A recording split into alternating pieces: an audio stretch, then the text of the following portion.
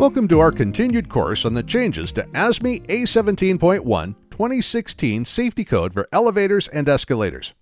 Part 5 of the code, covering special application elevators, was heavily altered during the most recent revisions, with 9 of the 12 sections seeing some kind of change.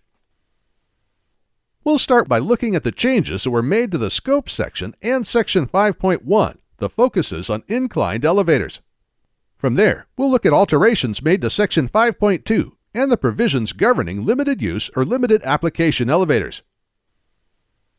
Then, we'll discuss the revisions and additions in Section 5.3, which addresses private residence elevators, and then Section 5.6, which deals with rooftop elevators.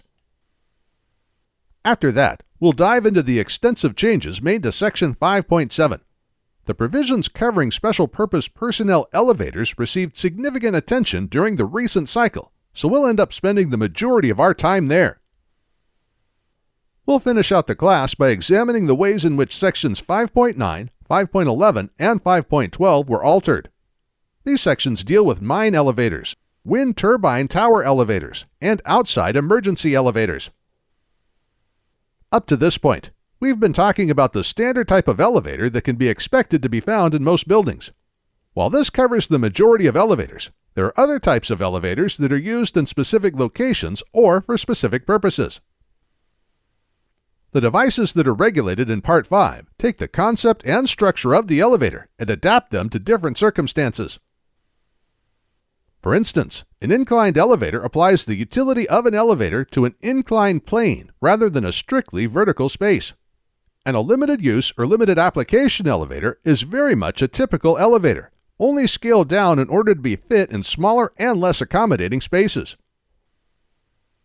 Given the comprehensive nature of the code, there needed to be standards and provisions that applied to elevators with more specialized designs or unique uses. In general, these kinds of elevators are regulated in a similar way to standard elevators, but it's in the details where we find the differences. The clearance space provided above the top of an elevator car is an aspect of elevator design governed by the provisions of this code. However, the standards for a typical elevator in a high-rise office building aren't necessarily going to work for a marine elevator, a mine elevator, or a special-purpose personnel elevator. That's why this part of the code exists. It sets down standards for elevators that are too specialized to be regulated under other parts of the code. Now that we have an idea of what to expect, how about we get started?